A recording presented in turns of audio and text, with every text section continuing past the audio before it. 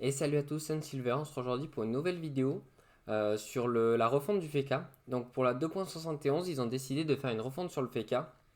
Et la mise à jour va apporter beaucoup de nouveautés, tout en gardant le côté FK. En fait, je trouve que vous allez voir que le FK, globalement, il a juste un boost et des nouvelles mécaniques un peu plus intéressantes. Et il n'a pas vraiment de nerf. Donc on va passer de suite au changement. Alors pour la vidéo, pour faciliter un peu la compréhension de tout, j'ai tout séparé en fonction des sorts du FK. Donc il y a le sort de vol de stats du FK qui ont beaucoup changé. Donc je vais commencer par ça. Après je vous parle des sorts de protection. Et ensuite des glyphes aura. Et après tous les sorts qui ont eu quelques changements mineurs qui sont pas très importants. Donc déjà pour les sorts de vol de stats du FK. Donc il faut savoir que maintenant ça va pas être plus du vol de stats. Donc vous allez quand même enlever des statistiques à l'adversaire. Mais vous n'allez plus en voler. Vous n'allez plus en gagner vous. Donc par exemple, pour le retour du bâton, il va y avoir la même puissance au niveau des dégâts, mais au lieu de voler 160 de force max, donc 80 x 2, vous allez juste enlever 200 de force à l'adversaire. Donc ensuite, attaque naturelle, il a changé de nom, il est passé avec le nom de Langueur. Donc ça, les dommages, ils sont un peu augmentés, et au lieu de voler 160 d'intel comme avant, vous allez enlever 200 d'intel. Et il y a moins de PO, mais par contre, elle est modifiable. On a ensuite l'ancienne attaque nuageuse qui devient Nimbus, qui coûte 1 PA de moins, qui tape moins fort, mais et qui enlève 180 de chance au lieu de voler, c'était 160 à l'époque aussi. On a ensuite Typhon, donc les dommages ils sont augmentés également, et ça enlève 180 d'agi au lieu d'en donner. On a ensuite les sorts de protection, donc c'est ça qui a beaucoup changé. Donc déjà le sort rempart, la zone elle change pas, il y a globalement rien qui change à part les résistances, donc qui passent de 14 de résistance sur le FK et 10 aux alliés, à 12 sur le FK à 10 aux alliés, 8 aux alliés pardon. On a ensuite fortification qui passe de 20 à 15. Pour ce qui est de barricade et bastion, alors là c'est là où il y a le plus de changements et que ça rend le FK je trouve overpété. Donc les effets ne changent pas, c'est comme avant. À la différence que si maintenant vous pouvez lancer le sort dans le vide, ça va invoquer comme un pavois à l'époque. Et en fait, ce pavois aura l'effet barricade ou bastion. Et en plus de ça, toutes les entités au CAC de l'entité invoquée auront le bonus. Donc ça veut dire par exemple si je lance bastion dans le vide, ben bon, du coup, ça fera quand même pavois à l'époque invulnérable à distance. Plus toutes les entités qui sont collées au pavois, au CAC, ils auront aussi l'invulnérabilité à distance. Et c'est pareil pour le barricade, que je trouve moins fort bien évidemment, parce qu'il suffit juste qu'il y ait une entité qui tape à distance pour tuer le, comment on dit, la nouvelle, enfin l'entité de barricade.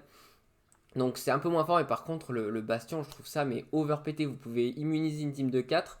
Vous savez que vous allez subir des gros dégâts pendant un tour. Vous mettez ça, du moment que les entités arrivent à votre CAC, vous êtes tranquille pour le tour. Ensuite, qu'est-ce qu'il y a d'autre?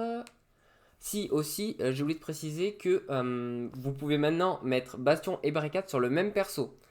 Si vous faites ça, si vous enlevez les boosts qu'il y avait à l'époque, vous saviez quand on tapait au CAC avec barricade, à distance avec barricade, vous gagnez des PM, et quand on tapait au CAC avec Bastion, vous gagnez de la puissance. Déjà, Bastion, il faut savoir qu'avant ça donnait 150 de puissance x 2, maintenant ça donne 150 de puissance x 3, donc 450 de puissance. Et du coup, l'autre ça n'a pas changé. Barricade ça n'a pas changé. Et si vous cumulez les deux, donc si vous êtes améliorable à distance et au CAC avec la même entité, vous n'obtenez plus ces bonus. Et c'est plutôt cool parce que franchement, rien que d'avoir les deux invulnérabilités dessus en même temps, c'est incroyable. Ensuite, Pavois. Donc Pavois avant ça invoquait une entité qui était invulnérable à distance et qui vous permettait du coup de pouvoir vous cacher derrière. Là maintenant, Pavois ça invoque 3 boucliers qui ont 630 points de vie et qui sont enfin ça vous fait un mur en fait devant vous. Et il faut savoir que maintenant c'est lançable un tour sur deux. Donc un petit peu moins fort je trouve que l'ancien Pavois. Mais bon, avec tous les bonus qu'on a, on peut bien avoir des sorts un peu nerfs. On a ensuite Trêve. Donc Trêve, maintenant il fonctionne comme un effet de glyphe. Vous posez un glyphe, toutes les entités dans ce glyphe sont pacifistes. Donc ça, très fort si vous jouez avec un panda. Ça peut être super fort.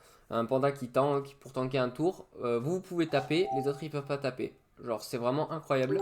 Faut juste que le panda ou le personnage tank puisse les tacler. Ensuite, Égide. Égide, le concept n'a pas changé. Vous posez une entité qui va prendre les dégâts à votre tour, à votre place, si vous êtes dans la zone du glyphe. Le seul différence, c'est qu'il va passer de 1800 points de vie à 1680.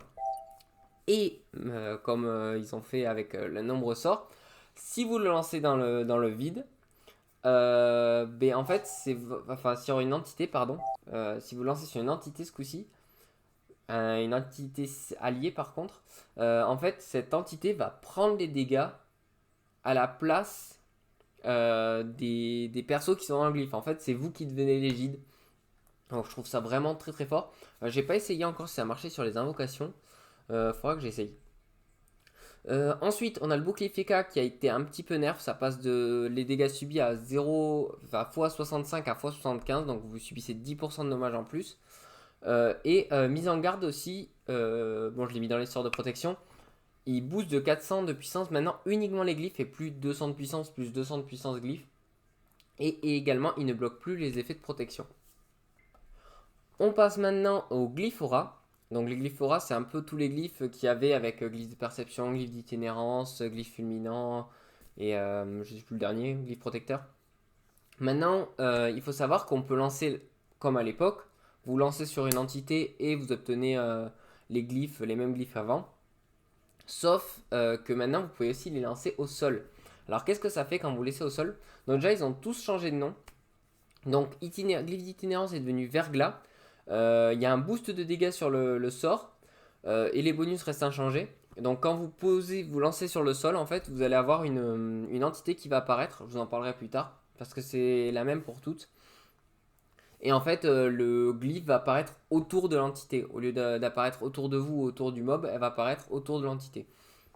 Donc on a ensuite glyphe protecteur qui est devenu refuge, qui a un boost de dégâts, mais par contre qui a un petit nerf qui passe de 0,75% de dégâts subis à 0,85. Donc pareil, vous augmentez de 10%. On a ensuite glyphe de perception qui devient vigie, qui a aucun changement, qui a vraiment aucun changement pour le coup. On a ensuite glyphe fulminant, le dernier qui devient pâturage et qui a aucun changement au niveau des dégâts, mais qui a un nerf qui passe de 20 à 15%. Donc vu que je joue un FK OR avec la hache des ravageurs, ça m'embête un peu, mais bon, tant pis. Donc comme je vous ai dit, chacun des glyphes est lançable aussi par terre. Donc quand vous le lancez au sol, vous allez invoquer une lanterne qui a 315 points de vie, donc une invocation statique. Et en fait, elle va poser le glyphe que vous êtes censé poser autour d'elle. Donc ça peut être vraiment intéressant dans certains cas, si jamais vous n'avez pas assez de PM par exemple et que vous voulez quand même donner un bonus à un allié qui est un petit peu plus loin, vous posez le glyphe. Et il faut savoir que le glyphe va disparaître à la fin du tour, mais pas l'entité, tant que vous ne relancez pas un nouveau glyphe, donc ça peut se permettre à se protéger, mais également surtout à se déplacer via de nouveaux sorts. Donc ça c'est les nouveaux changements notables dont je vous parlais. Donc déjà tous les sorts neutres sont passés terre, donc aveuglement et non pas ataraxie, qu'est-ce que je dis moi, tétanie. Ils sont passés du coup terre. Le glyphe de répulsion donne du tacle maintenant et le barrière a un peu plus de dégâts. On a ensuite manœuvre qui devient un sort R, donc qui tape maintenant et qui ne fait pas de dégâts aux alliés. Donc vous pouvez l'utiliser avec les lanternes pour le placement, c'est vraiment très très bien. Franchement très très très fort. On a ensuite attirance naturelle qui attire de 3 cases au lieu de 2. Frisson qui attire de 2 cases si vous êtes en ligne et qui n'est pas changé si jamais vous êtes en diagonale vu que c'est un forme de cône.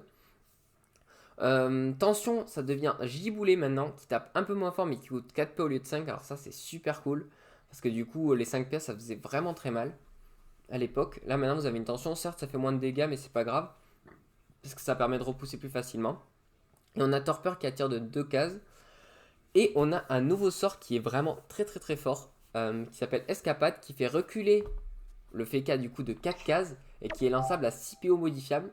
Donc vraiment c'est un peu comme...